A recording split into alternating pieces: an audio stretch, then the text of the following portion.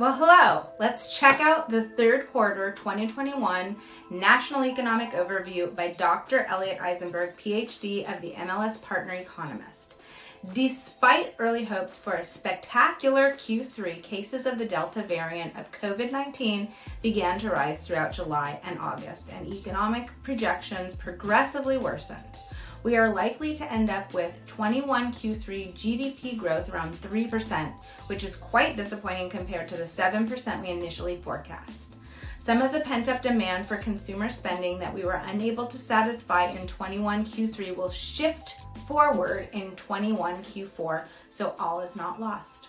I expect that 21 Q4 GDP growth will be around 5%, supported by continuing job growth and pent-up demand. We also are hopefully seeing something of an end to the pandemic phase of COVID, and while it will undoubtedly remain an ongoing public health concern, with a full 56% of the population vaccinated and a considerable number with at least some level of natural immunity due to prior COVID infections, the chances of a wintertime surge again this year look unlikely. Overall, for 2021, I expect GDP growth to come in around 5%, well above our pre-COVID trend of around 2 to 2.25%. Looking even further into the future, GDP growth for 2022 and 2023 will continue to slow toward normal, such that by the end of 2023, we should be back to around 2 to 2.25%. Job growth, while solid, is uninspiring, but is likely to improve somewhat as COVID numbers steadily recede. I expect to see monthly job growth on average of about 350,000 jobs per month through the end of 2022. Inflation remains a real problem, although there are signs that we may have seen the peak. Still, since the inflation we are experiencing appears likely to linger somewhat longer, calling it transitory may no longer be justified, and the term ephemeral may be more applicable. Supply chain bottlenecks continue to be complicated and widespread, and just-in-time supply chain management has become just-in-case hoarding. The trajectory of inflation now appears to be higher for longer than we previously anticipated. In terms of the Federal Reserve Bank actions, expansionary monetary policy will begin coming to an end as early as November of this year and no later than January of 2022, when the Fed begins to taper its purchases of treasuries and mortgage-backed securities. The tapering process will presumably end in either Q2 or Q3 of 2022, and sometime after that, the Fed will begin raising interest rates, which could be as early as late 2022. Similarly, fiscal policy is now quite contractionary, and starting in 21 Q2, began reducing GDP by about 2.5% annum, the most contractionary stance in decades. This is likely to last at least another 12 months. Nationally, the housing market continues to do very well and is unquestionably strong. That said, we may be seeing some slight signs of slowing as inventories finally begin to rise just a bit.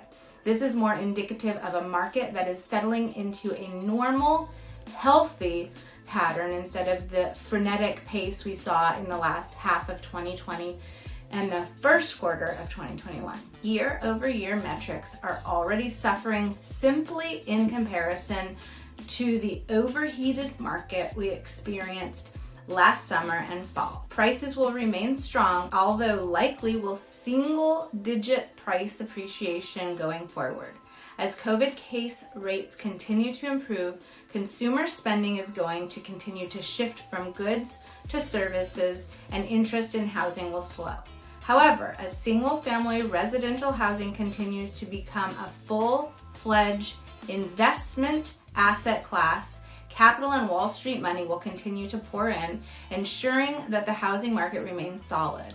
With all this demand, it is clear that a replay of the 2008 housing crisis is not, I repeat, not in store. Here's the market data report prepared by Elliot Eisenberg, PhD, MLS Listings Partner Economist, Q3 2021 Regional Economic Overview and Analysis of the MLS real estate market area quickly shows that little has changed in this supercharged market.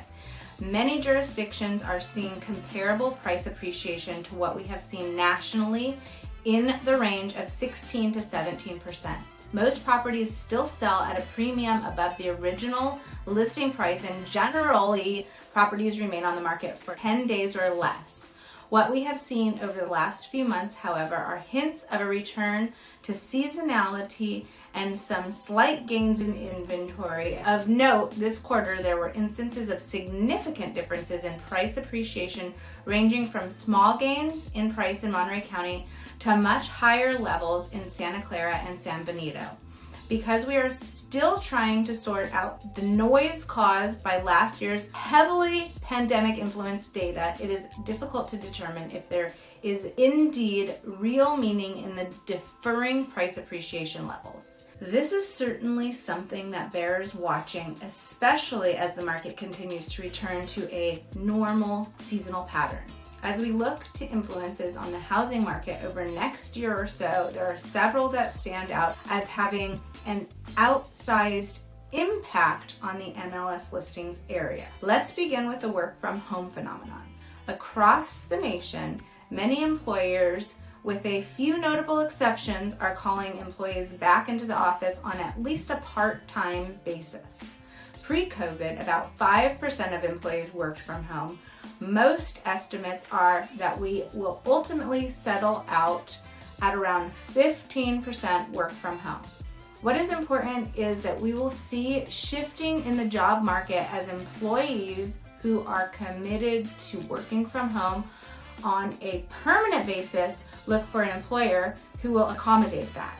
We may call this the great sorting that followed the great lockdown. This may be more of a factor in the MLS listings area, where a higher percentage of work can be conducted from home.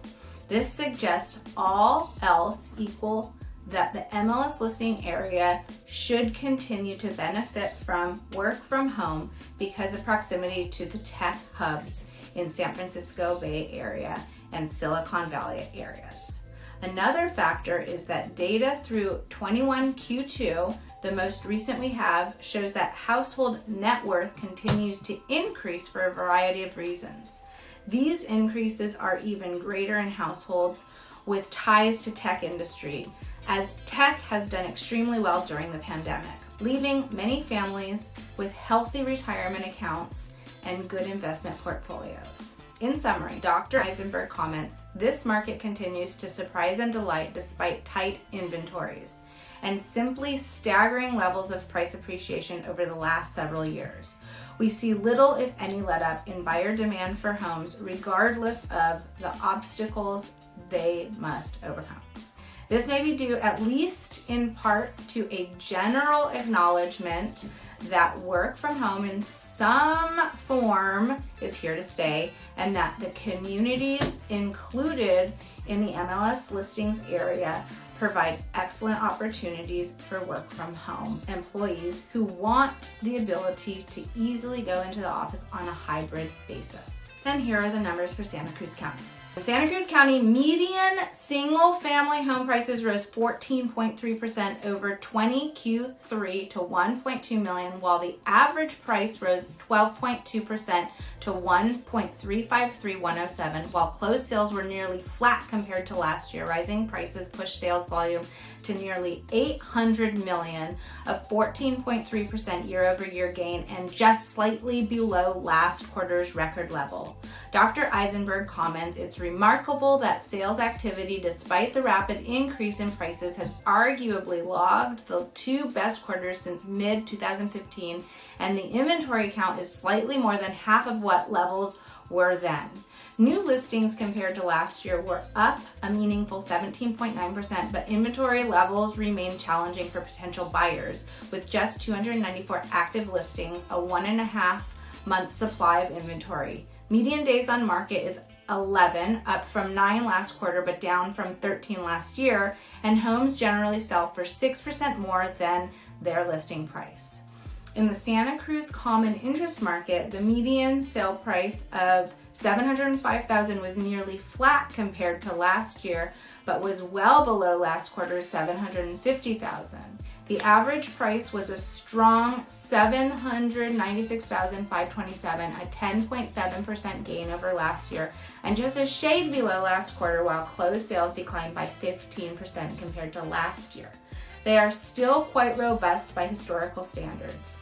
New listings rose 3.1% and inventories are nearly flat compared to last quarter, although they are well below this time last year at an all-time low of 52. And here are the numbers for our local Santa Cruz real estate market and surrounding counties. As we near the end of 2021, we're seeing drops in inventory and new listings from both a month-over-month and year-over-year perspective.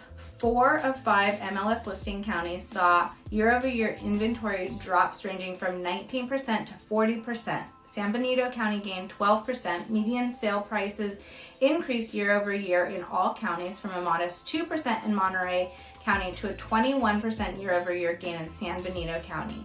Half of the homes in San Benito, Santa Clara, and San Mateo counties spent 9 or less days on the market, indicating continued strong demand. Median days on market was 11 days in Monterey County and 12 days in Santa Cruz County. The year-over-year comparison of percent of list price paid in October showed that premiums paid were up in every single county, ranging from 100% of listing price paid in Monterey to 109% paid in San Mateo and Santa Clara counties. Another indicator of buyer demand. Finally, the number of closed sales dropped in all counties, except for, you got it, San Benito, which saw a 14% gain versus last year. Monterey saw a 21% drop in year-over-year sales. Both San Mateo and Santa Cruz County reported a 10% decrease, and Santa Clara County fell 2%. In Santa Cruz County, the median single-family home cost $1,120,000 and sold in 12 days for 104% of the list price, based on 163 sales in October of 2021.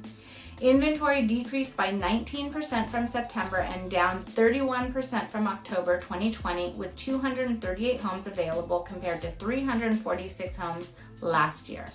Average days on market decreased by 1 day from 26 days to 25, or 4%. Median days on market gained 1 day from the month before. Number of new listings for the month of October decreased 13% over September, but is down 30% from October of last year. Closed sales decreased by 13% from September, from 187 to 163 homes sold. This is down by 10% from October 2020. In Santa Cruz County, the median residential common interest home cost $719,500 and sold in 13 days for 104% of the list price, based on 42 sales in October 2021. Inventory decreased 28% from September, but is down 65% from October 2020, with 38 homes available compared to 110 homes last year. Average days on market increased by 7 days from 20 to 27, or 35%. Median days on market increased by 2 days from the month before. Number of new listings from the month of October decreased 31% over September and is down 52% from October of last year. Closed sales decreased 31% from September, from 61 to 42, and is down 16% from October 2020. Thanks again for tuning in. I'm Shamika Fox, your Santa Cruz real estate expert. As always, I'm here to help. For a complimentary, confidential consultation, please feel free to reach out any which way you like. Make it a great day.